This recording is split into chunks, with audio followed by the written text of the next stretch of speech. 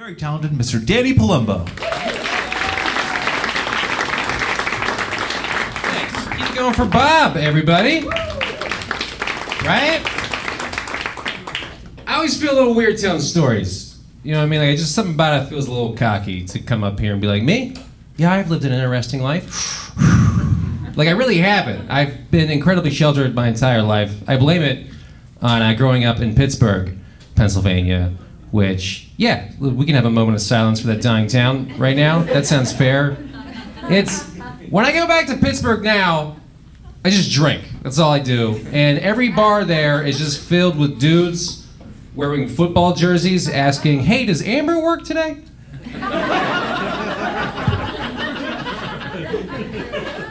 Like, just to give you an idea about what it's like there. And that's where I grew up. And I feel like every kid growing up has a story about how they almost drowned, which makes sense. Like, kids are idiots. They can't swim.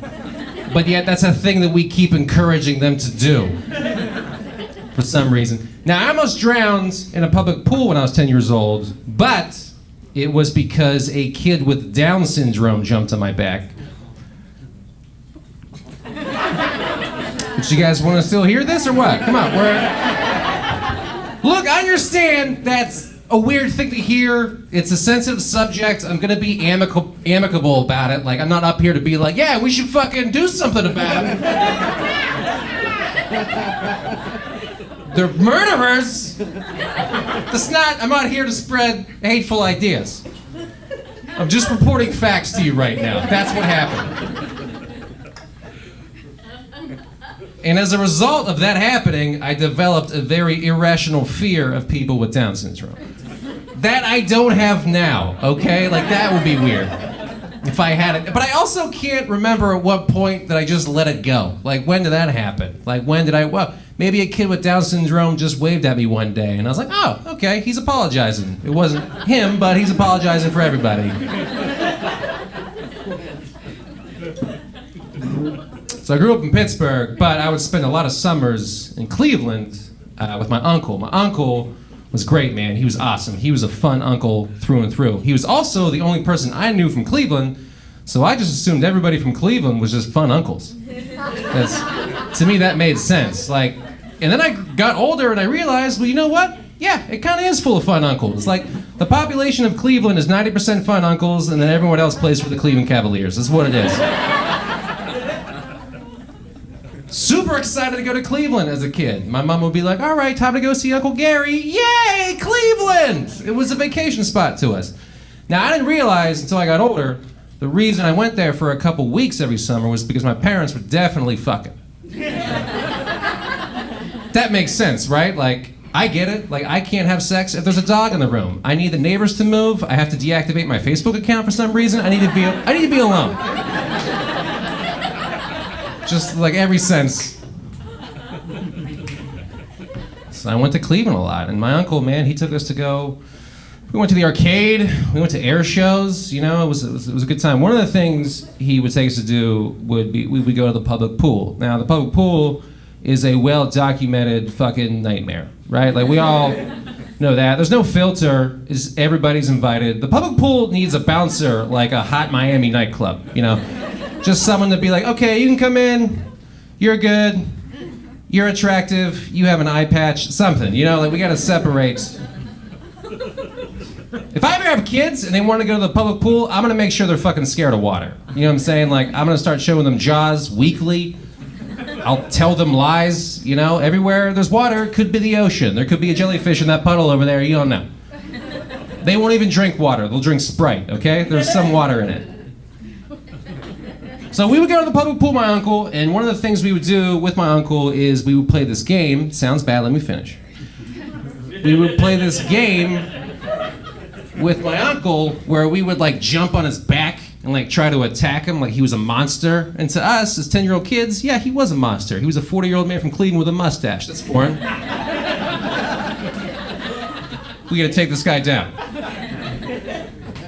So we would jump on his back, and then he would get all upset, and he would throw us in the air, and we'd come crashing down in the water, and we would just play this game for hours. And one day in July, playing this game, jump on my uncle's back, throws me in the air, come crashing down in the water, and before I can catch my breath, a kid with Down syndrome decides, hey, this game looks super fun, but whose back do I climb on again?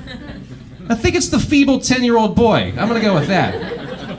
And he jumps on my back. And again, not here to spread bad ideas, not trying to enforce stereotypes, but he was fucking strong, okay?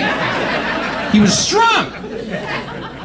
He's got me in a sleeper hold like Rowdy Roddy Piper. And I start drowning. But I'm not at the bottom of the pool, you know what I'm saying? Like, it's just my face. But it's a struggle. Like, I'm in the water, and then I'm gasping for air, and then I'm in the water, and then I'm gasping for air. It felt like a mobster was trying to get fucking information out of me or something. Just like, yeah, you wanna fucking talk now? Huh? Where's the money? Did the Russians have it?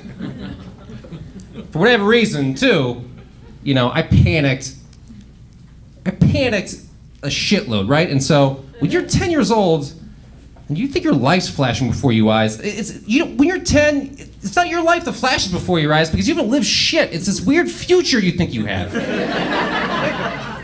Where you're like, wow, I can't play baseball on the moon now, or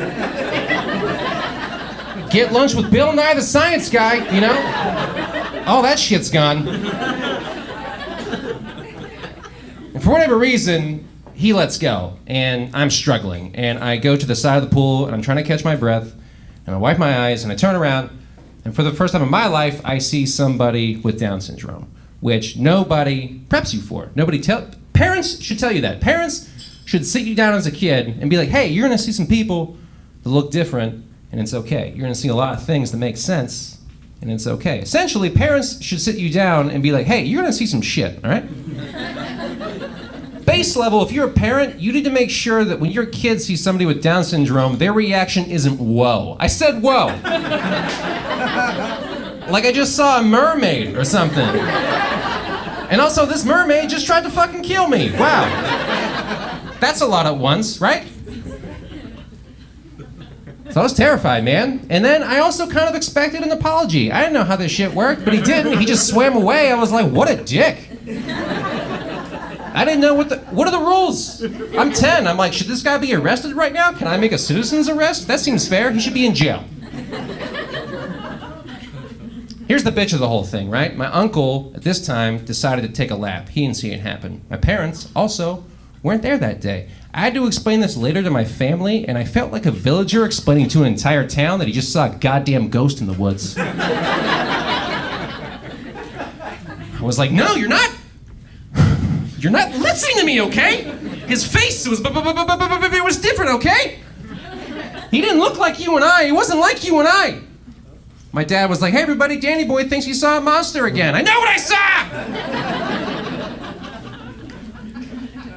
You understand there's no end to this story, right? Like, there's no lesson, there's no moral. You know what the lesson of that story is? Oh, I forgave somebody with Down syndrome. Wow, Danny, that's really big of you. Thank you. All right, guys, keep going for Bob. Guys, Danny Palumbo, keep the applause going for Danny.